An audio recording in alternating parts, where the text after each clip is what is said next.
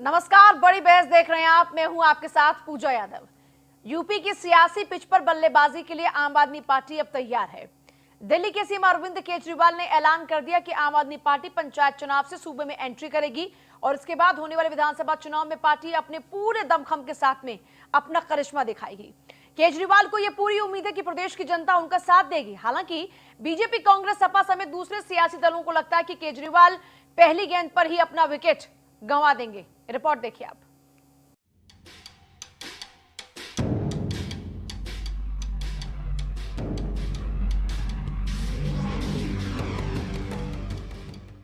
दिल्ली में लगातार 3 बार अपना दम दिखाने के बाद उत्साहित आम आदमी पार्टी यूपी के सियासी गलियारे में जोरदार एंट्री के लिए तैयार है। दिल्ली के सीएम अरविंद केजरीवाल ने ऐलान किया है कि आप देश की सबसे बड़े सूबे में होने वाले पंचायत चुनाव से सियासी आगाज करेगी। आम आदमी पार्टी 2022 के उत्तर प्रदेश विधानसभा चुनाव लड़ेगी। दिल्ली के लोगों ने आम आदमी पार्टी को एक मौका दिया था। उन्हें आज आम आदमी पार्टी से इतना प्यार हो गया कि दिल्ली वाले अब बाकी सारी पार्टियां भूल गए। आप भी आम आदमी पार्टी को एक मौका देके देखिए। मैं यकीन दिलाता हूं उत्तर प्रदेश वाले भी बाकी सारी पार्टियों को भूल जाएंगे। पहली पारी में कोई चूक ना हो जाए, इसके लिए केजरीवाल हर दांवपेच को आजमा रहे हैं। उन्होंने यूपी में पंचायत चुनाव के लिए 65 प्रभारियों की नियुक्ति की, साथ ही बिना नाम लिए ही सभी पार्टियों को भी सवालों के कटघरे में खड़ा कर दिया। इसके साथ ही अरविंद केजरीवाल ने यूपी में विधानसभा चुनाव लड़ने का भी ऐलान कर दिया है। हालांकि बीजेपी का दावा है कि आम आदमी पार्टी की एंट्री से उसकी सेहत पर कोई असर नहीं पड़ेगा। केजरीवाल के ऐलान पर तंज कसते हुए यूपी के डिप्टी सीएम केशव प्रसाद मौर्य ने ट्वीट कर लिखा है कि 2 करोड़ की आबादी वाला दिल्ली संभल नहीं रहा। 24 करोड़ की आबादी वाले उत्तर प्रदेश को संभालने की बात करने वाली पार्टी मुगरी लाल के हसीन सपने देख रही है। समाजवादी लोग कौन क्या कहता है इसके चक्कर में नहीं पड़ते। समाजवादी लोग अर्जुन की तरह होते हैं। अर्जुन जैसे तीर अपना निशाना सही जगह पे लगाता है, उसी तरह से समाजवादी लोग विकास की राजनीति करते हैं, विकास पे अपना निशाना लगाते हैं, प्रदेश को आगे ले जाने पे अपना निशाना लगाते हैं। कैसे यहाँ सम्मान मिले लोगों को, इसके ऊपर काम करते हैं। प्रदेश कैसे उत्तम प्रदेश बने, इस पे काम करते हैं। हमें कोई लेना देना नहीं है किसने क्या कहा। 2022 में 12 से 17 का काम देखते हुए उत्तर प्रदेश की जनता बाईसाइकिल को जिताएगी। केजरीवाल जी, एक चीज का आपको जवाब जरूर देना चाहिए, और जवाब इसलिए देना चाहिए क्योंकि आपने भी कोविड मैनेजमेंट की बात करी है। आपने जो पूर्वांचलियों के ऊपर जो टिप्पणी करी थी उसके लिए अभी तक आपने माफी भी नहीं मांगी है। आपने कहा था, याद दिला देता हूं, कि ये 500 रुपए के टिकट पे पूर्वांचली आते हैं और फ्री में 5 लाख का इलाज करके जाते हैं। ये पूर्वांचली कौन है? ये उत्तर प्रदेश और बिहार के विशेष रूप से नागरिक हैं। इसका तो जवाब आपको देना पड़ेगा। आप चुनाव लड़ना चाहते हैं, लोकतंत्र में आपका स्वागत है, कोई आपत्ति नहीं, आइए। दिल्ली के मुख्यमंत्री अरविंद केजरीवाल ने ऐलान किया है कि 2022 का विधानसभा चुनाव उत्तर प्रदेश में आम आदमी पार्टी लड़ेगी। आज उत्तर प्रदेश की जनता इन तमाम परेशानियों से त्रस्त है, पीड़ित है, दुखी है, और वो सारी पार्टियों से नाउम्मीद हो चुकी है। एक उम्मीद की नई किरण आम आदमी पार्टी के रूप में अब उत्तर प्रदेश में अरविंद केजरीवाल जी ने ऐलान किया है कि 2022 का विधानसभा चुनाव लड़ेगी। तो केजरीवाल के ऐलान के बाद आरोप प्रत्यारोप का दौर जारी है। एक दूसरे पर जहरीले सियासी बाण चलाए जा रहे हैं, लेकिन इन सबके बीच बड़ा सवाल ये है कि क्या आम आदमी दिल्ली के करिश्मे को यूपी में दोहरा पाएगी? क्या केजरीवाल यूपी की जनता के दिल में जगह बना पाएंगे? Bureau report, news 1 India.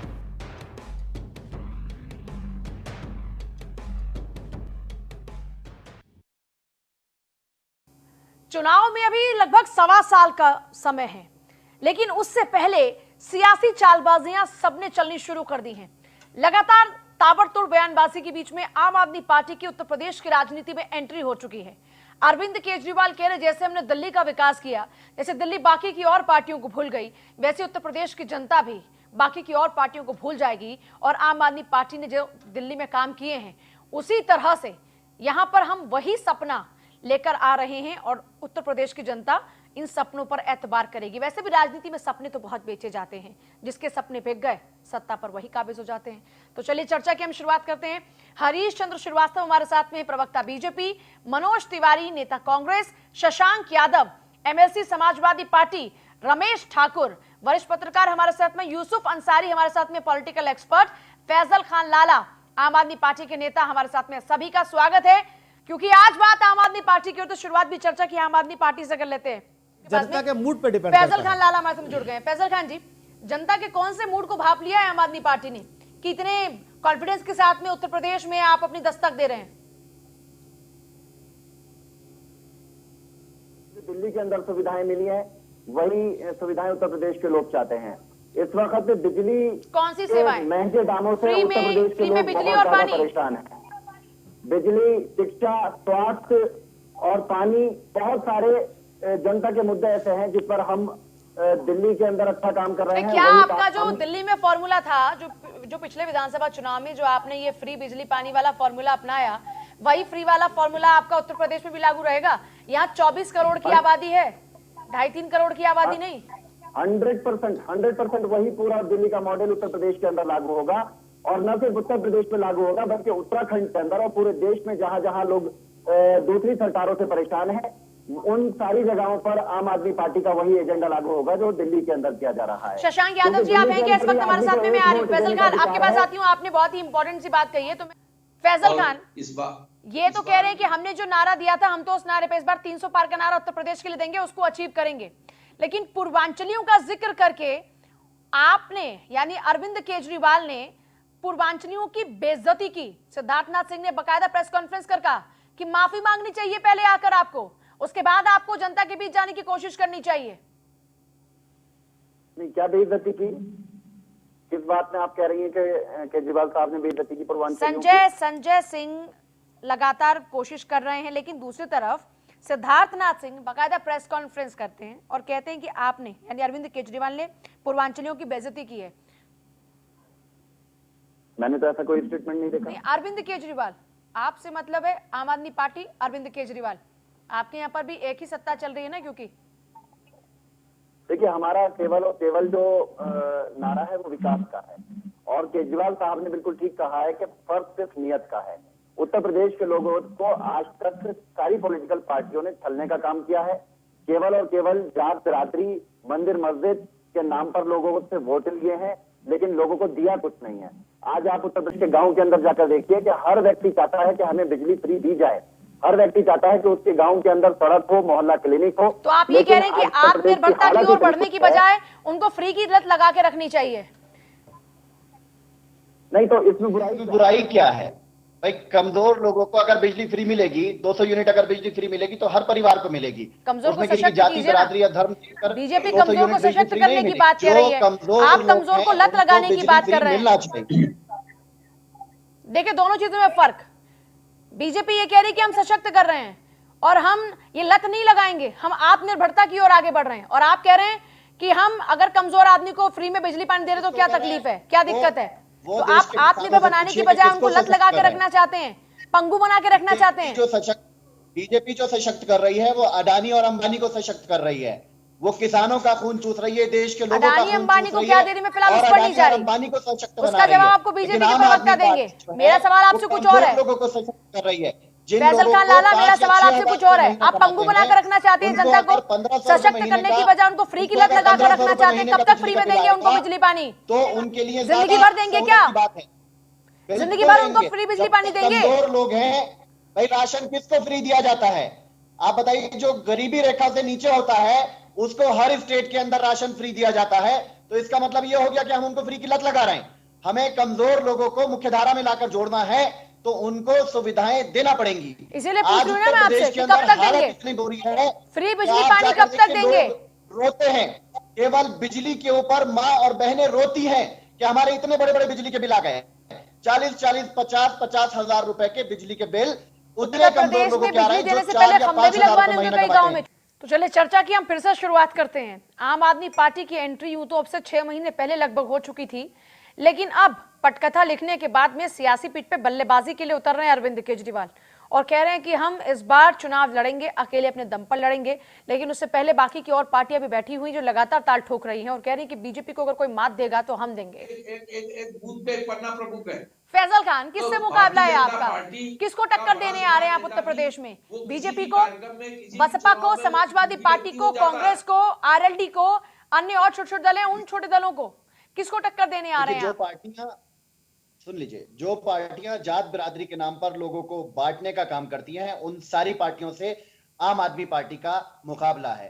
क्योंकि हम केवल और केवल विकास की बात करते हैं और हमने करके दिखाया है, तब हम विकास की बात कर रहे हैं। हमने मोदी साहब की तरह झूठ नहीं बोला कि 15 लाख रुपए देंगे, 2 करोड़ नौकरियां देंगे, एमएसपी दे देंगे, ये दे देंगे, वो दे देंगे, स्टार्टअप इंडिया।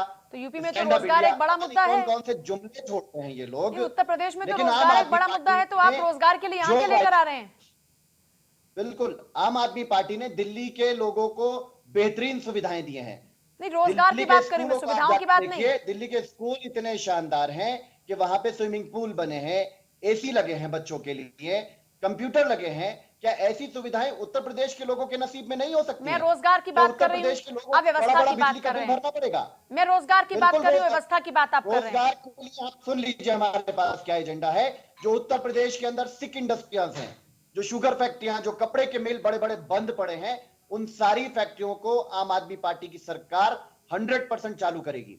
और उस तरीके से चालू करेगी जिस तरीके से रोड्स बनाए जाते हैं। रोड्स पे आज सरकार का पैसा नहीं लगता है। रोड्स जब बनते हैं तो उसका टेंडर डाला जाता है। जो कंपनी सबसे कम सालों का टेंडर लेती है टोल वसूलने का, उस कंपनी को टेंडर दे दिया जाता है। ऐसे ही जो सिक इंडस्ट्रियां उत्तर प्रदेश के अंदर बंद पड़ी हैं, उन इंडस्ट्रीज को सरकार ऐसे इंडस्ट्रियलिस्ट को क्यों नहीं दे देती जो उन फैक्ट्रियों को चलाने की क्षमता रखते हैं? पर लोगों के तो पास पैसा ही नहीं है। कहा जाए जिन क्षेत्रों के पर लोग तो ये इंडस्ट्रीज जब बैठे पड़े हैं, जब उनके पास पैसे नहीं है हैंडल करने के लिए, और फिलहाल मौजूदा सरकार ये कह रही कि हम उनको फाइनेंशियली इस क्राइसिस से निकालने के लिए उनको फाइनेंशियली सपोर्ट कर रहे हैं, आप क्या लेकर आएंगे उनके लिए? प्रवक्ता महोदय से मेरा एक प्रश्न है, किसको कर रहे हैं? केवल अडानी और अंबानी को? आम जनता को आप भाजपा से क्या फायदा हो रहा है? हरिश्चंद्र जी, चलिए हरिश्चंद्र जी आपको जवाब दे रहे हैं। हरिश्चंद्र जी, आप सिर्फ अडानी अंबानी की बात करते हैं। जो फैक्ट्रीज आप नहीं चला पाए, जो इंडस्ट्रीज आप नहीं चला पाई, उन इंडस्ट्रीज को चलाएंगे और जनता के लिए रोजगार के अवसर मुहैया कराएंगे। देखिए, भारतीय जनता पार्टी आम आदमी के लिए, इस देश के किसान के लिए, गरीब के लिए, मजदूर के लिए, युवा के लिए, महिला के लिए, के सशक्तिकरण के लिए काम करती है। और जितनी नीतियां आदरणीय मोदी जी की सरकार की है, योगी जी की सरकार की है, उसके केंद्र में इस देश का गरीब है, किसान है, मजदूर है। और सबसे ज्यादा कोविड काल में भी अगर रोजगार देने का काम किया है तो उत्तर प्रदेश के सम्मानित मुख्यमंत्री आदरणीय योगी आदित्यनाथ जी ने। और सबसे ज्यादा अगर औद्योगिक क्षेत्र में निवेश हुआ है तो आप पूरे देश का आंकड़ा उठा के देख लीजिए। इस कोविड की चुनौती को पार करके मैं आती चलिए रमेश ठाकुर जी, मुकाबला तो यहाँ पर अब कड़ा हो रहा है और मुकाबला बेहद टक्कर का है और बेहद शानदार नजर आ रहा है। उत्तर प्रदेश की राजनीति में इस बार, ये तो उत्तर प्रदेश की राजनीति हमेशा से बेहद दिलचस्प रही है, लेकिन अब बहुत दिलचस्प होने जा रही है। और